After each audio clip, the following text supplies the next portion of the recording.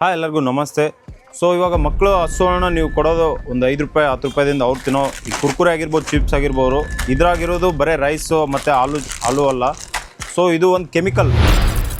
So ಇದ್ರ ಬಗ್ಗೆ ನಾನು ನೀಟಾಗಿ ಎಕ್ಸ್ಪ್ಲೇನ್ ಮಾಡ್ತೀನಿ. ಇದು ಪಾಮ್ ಆಯಿಲ್ನಾಗ ಹೈ ಟೆಂಪ್ರೇಚರ್ನಾಗ ಫ್ರೈ ಮಾಡಿರ್ತಾರೆ. ಸೊ ಇದರಿಂದ ಹಾರ್ಟು ಮತ್ತು ಫ್ಯಾಟಿ ಲಿವರ್ ಅಂತ ಸಮಸ್ಯೆ ಹೆಚ್ಚಾಗ್ತಾವ. ಸೊ ಇದ್ರಾಗಿರೋ ಫ್ಲೇವರ್ ಎನ್ಹಾನ್ಸರ್ 631 ಮತ್ತು 627 ಇದು ಬಾಯಿಗೆ ರುಚಿ ಬರಂಗೆ ಮಾಡಿ ಮಕ್ಕಳು ಇದು ಜಾಸ್ತಿ ತಿಂದು ಅವ್ರು ಊಟ ಸೋಕೆ ಸರಿ ಮಾಡಲ್ಲ, ಅದರಿಂದ ಇದಕ್ಕೆ ಎಡಿಕ್ಟ್ನೂ ಆಗ್ತಾರೆ ಅವರು. ಸೊ ಇದ್ರಾಗಿರೋ ಆಸಿಡಿಟಿ ರೆಗ್ಯುಲೇಟರ್ 330 ಮತ್ತು 296 ಇದು ಹೊಟ್ಟೆ ಮೇಲೆ ಆಸಿಡಿಟಿ, ಗ್ಯಾಸ್ ಈ ರೀತಿ ಮಕ್ಕಳಿಗೆ ಸೃಷ್ಟಿ ಮಾಡ್ತದೆ. ಅಷ್ಟೇ ಅಲ್ಲ, ಇದ್ರಾಗಿರೋ ಸಿಲಿಕಾನ್ ಡೈಆಕ್ಸೈಡು INS 551 ಇದು ದೇಹಕ್ಕೆ ಬೇಡಾದ ಲೋಡ್ ಸೃಷ್ಟಿ ಮಾಡಿ ಇದು ಕಿಡ್ನಿ ಮೇಲೆ ಡೈರೆಕ್ಟ್ ಎಫೆಕ್ಟ್ ಬೀಳ್ತದೆ. ಅಷ್ಟೇ ಅಲ್ಲ, ಸೊ ಇವೆಲ್ಲ ಕೆಮಿಕಲ್ ಜೊತೆ ಮಕ್ಕಳು ಇದೇ ಕುರ್ಕುರೆ ಚಿಪ್ಸ್ನ ದಿನ ತಿಂತಾ ಹೋದ್ರೆ ಅವ್ರಿಗೆ ಇಮ್ಯುನಿಟಿ ಲೋ ಆಗ್ತದೆ, ಡಯಾಬಿಟೀಸ್ ಬರುತ್ತಾ, ಮತ್ತು ಕಾನ್ಸಂಟ್ರೇಷನ್ನು ವೀಕ್ ಆಗ್ತದೆ. ಅವ್ರಿಗೆ ಜಾಸ್ತಿ ಎಡಿಕ್ಷನ್ ಜಾಸ್ತಿ ಆಗ್ತದೆ ಈ ರೀತಿ ವಸ್ತುಗಳದ್ದು.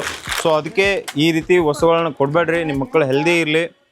ಸೊ ಈ ರೀತಿ ಜಂಕ್ ಫುಡ್ ಎಲ್ಲ ನಮ್ಮ ಮಕ್ಕಳು ಈಗ ಎಡಿಕ್ಟ್ ಆದ್ರೆ ಅವ್ರಿಗೆ ಒಳಗಡೆ ಸಮಸ್ಯೆ, ದೇಹದ ಒಳಗಡೆ ಸಮಸ್ಯೆ ಜಾಸ್ತಿ ಆಗ್ತವೆ. ಅನ್ಹೆಲ್ದಿ ಡೈಟಿಗೆ ಎಡಿಕ್ಟ್ ಆದ್ರೆ ಅವ್ರಿಗೆ ಗಾಲ್ ಬ್ಲಾಡರ್ ಅಂತ ಸ್ಟೋನು ಆಗ್ತದೆ, ಭಾಳಷ್ಟು ಸಮಸ್ಯೆ ಬರ್ತವೆ. ಅದ್ರ ಬದಲಿ ಒಂದು ಮನೆಯಲ್ಲೇ ಒಂದು ಚೂಡ ಆಗಿರ್ಬೋದು, ಒಂದು ಮಕಾನ ಅಥವಾ ರೋಸ್ಟೆಡ್ ಆಲ್ಮಂಡ್ಸ್, ಪೀನಟ್ಸ್, ಶೇಂಗಾ ಹುರಿದು ಶೇಂಗಾ ಆಗಿರ್ಬೋದು, ಹುರಿದು ಕಡಲೆ ಆಗಿರ್ಬೋದು, ಈ ರೀತಿ ಎಲ್ಲ ಒಂದು ಆರೋಗ್ಯಕರ ಫುಡ್ನ ನೀವು ನಿಮ್ಮ ಮಕ್ಕಳಿಗೆ ಕೊಟ್ಟು ಆರೋಗ್ಯವಾಗಿರ್ರಿ.